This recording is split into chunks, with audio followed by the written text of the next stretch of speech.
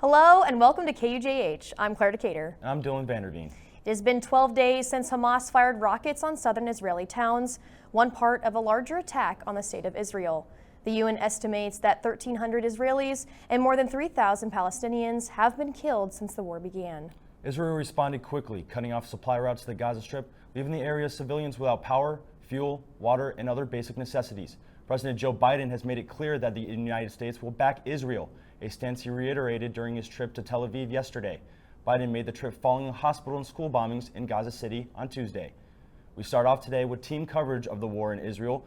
Jackson Reed spoke with a KU student directly affected by the events of the past week. Grace Gum has a live report of anti-Semitism and increased security at KU and in the city of Lawrence.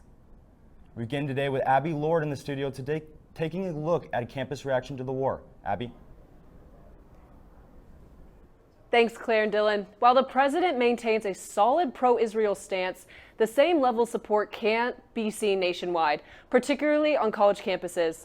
Harvard University has seen dueling protests between pro-Israel and pro-Palestine supporters over the last several days.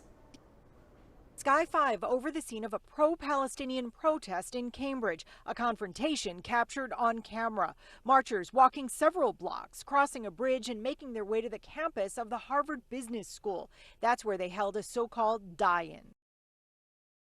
A group of students from Israel holding up their flag as pro-Palestinian protesters marched through. Me standing with that flag meant that I was standing up for what's right. Raphael Marek says his mother and sister are living in a bomb shelter in Tel Aviv. He says Israel's existence shouldn't be called into question by anyone. These demonstrations are not about peace. They're not about empathy. They're not about solutions. They're about erasing one people and replacing it with another. Another student telling us he's sad for the people in Gaza, but puts responsibility squarely on Hamas. The war that Israel is conducting is against the terrorist organization Hamas. It's not against the people of Gaza or against the Arabs or even against the Muslims. He says it's frustrating to see some student groups calling for the destruction of Israel. What is going on is a humanitarian crisis. It's not a political crisis. And this is what our message is. We are not against any other people besides the terrorists of Hamas. Clearly, emotions are running high as this war continues and the violence takes its toll in mounting casualties. Dylan? Thanks, Abby. Other campuses across the country have hosted candlelight vigils. Some of those vigils intended to honor thousands of lives lost. Still others calling for unqualified support of Israel. Some similar scenes have not played out at KU, but doesn't mean people aren't responding to the current events, but are choosing to respond in their own way.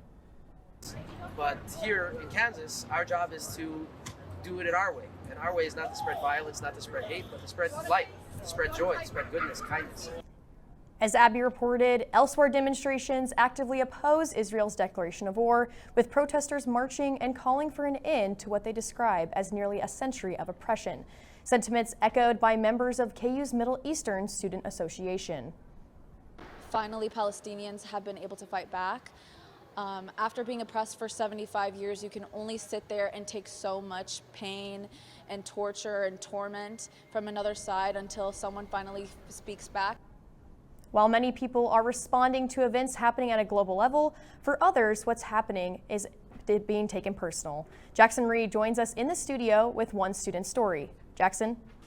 Thanks very much, Claire and Dylan. I spoke with Spencer Krelitz, a junior student at KU who has been to Israel many times. He says it's been tough to watch what's happening there. With the war taking place overseas in Israel, it's hard to imagine how it can affect somebody nearby you. But at the University of Kansas, students have to look no further than Spencer Krelitz, a junior member of Zeta Beta Tau, a historically Jewish fraternity. Krelitz spent a year in Israel playing lacrosse for the Israeli national team. I sat down with him as he discussed how conflicts occurring so far away can have such a big impact everywhere. Jewish people being attacked like this is it really weighs hard on all of us. The very real cost of this conflict is personal for Krelitz. One of his lacrosse teammates was killed in combat last weekend. Krelitz declined any further comment on that loss. Dylan, Claire?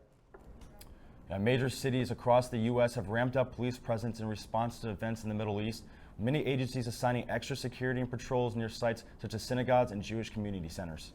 In Lawrence, there was already an effort to increase police patrols near Jewish centers in the city and on campus following the discovery of anti-Semitic graffiti near the intersection of 19th Street and Naismith Drive last August.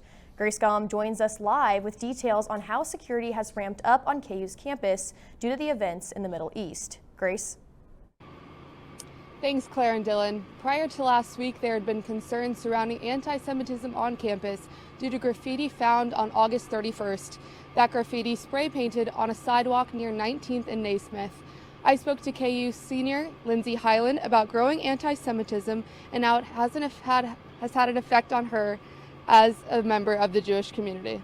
I felt very unsafe because that symbol just represents horrible things that happened in our history, and I think when students spray paint stuff like that, they don't understand the meaning of what it actually means. They just think it's funny for some reason.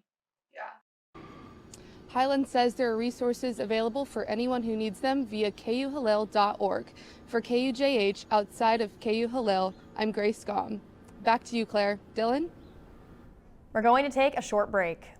When we return, we'll take a look at early voting in the upcoming elections. Stay with us.